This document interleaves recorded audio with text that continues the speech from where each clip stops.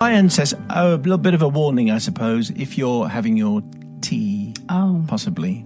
Really? Well, it's only a little bit Put it back in the oven. revolting. Reverend Simon and the Heavenly Team, says Brian, this confession goes back to an incident that occurred just shortly after I qualified as a nurse, some 30 years ago. On the fateful day in question, I was left in charge of an elderly care ward and was tasked to run this place like clockwork. Before the entrance of the sister in charge come the change of shifts at lunchtime. Now, nothing was going to stop me in my quest to have the whole ward spick and span in full working order with every patient spit polished. Nice.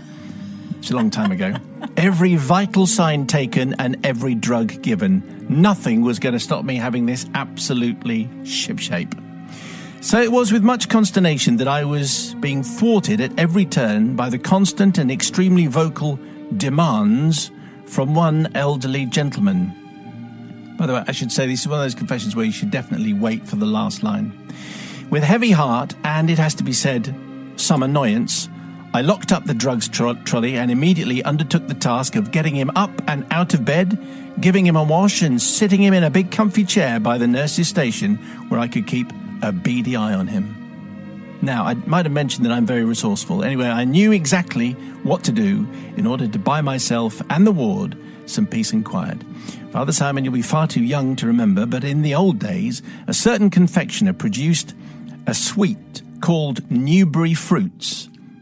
Bobby looks bright and perky about that. You remember the Newbury Fruits? Yep, the last thing under the Christmas tree in January. They were sugar-coated jellies, and they were packed like chocolates into a plastic tray inside an outer box.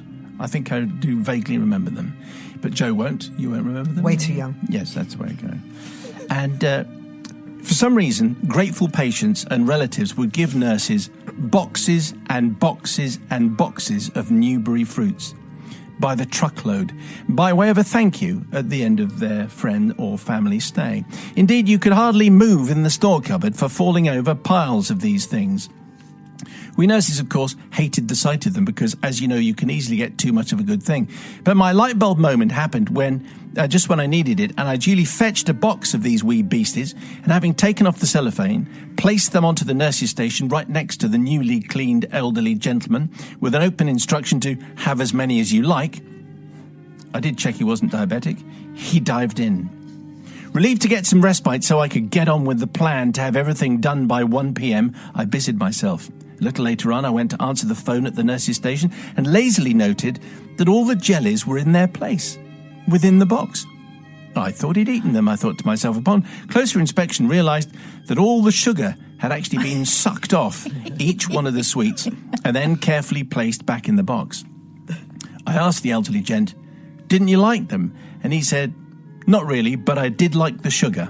Now, I did have a plan, as you know, to get this whole place in shipshape Bristol fashion before Sister's arrival, and this being the case, I was back into the fray and forgot to bin the box of gummily mauled and masticated sweets.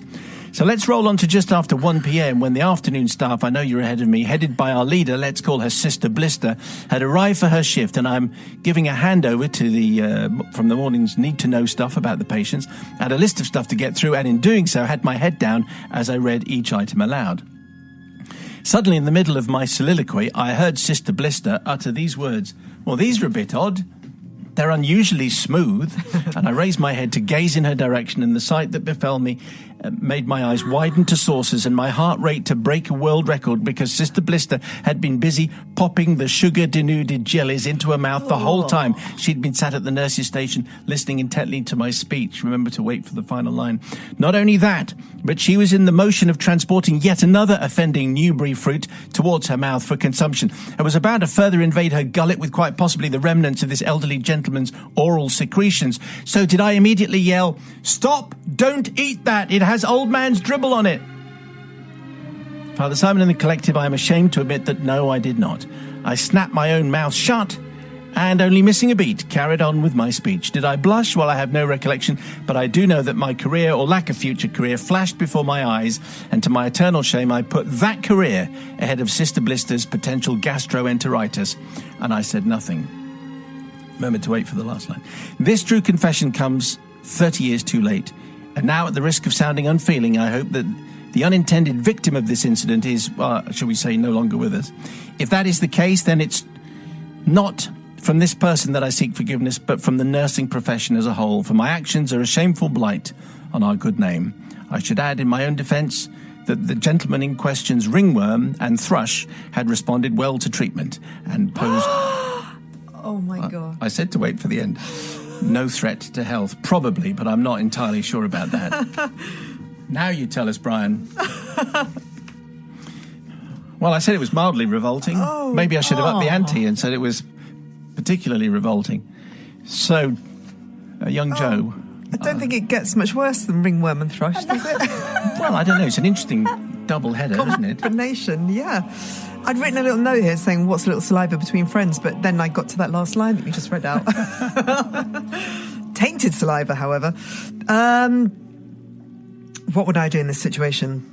I think needs must. I think we've all been there when we have a job to do, and you will do anything to make that job happen smoothly and get on with it. So I think handing over the sweets, fair enough. I think in that situation, if I had Sister Blister standing there and I wanted to be thought of in a really, really great way, I would absolutely have watched the sister chew the sweets that the newly clean old gentleman with his ringworm and his thrush had dribbled all over. I don't think I could bring myself to say, stop, you don't know what you're eating. But I do.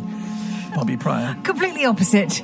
Because although it's one of those things where you don't want to admit to the sister that, you know, you've given him the sugar, the consequences are so worse.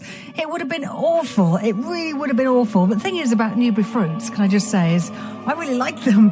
I really What are they You like them with the sugar on or sugar off? The thing is, I think they came from a time when people really didn't, you know, in rations, and just after the war when rationing went on for years and years. So Newbery fruits to some people were the kind of the best thing ever because they hadn't had anything like that for a very long time. And I agree. I think they are absolutely lovely. But in this circumstances, Brian, you are not forgiven. You should have told the sister and fessed up because the consequences were awful. Fine by me. You can always rely on Bobby just to balance it from the production point of view, just in case someone from Newbery Fruits is listening. You just say how nice they are and that they were completely abused by this guy.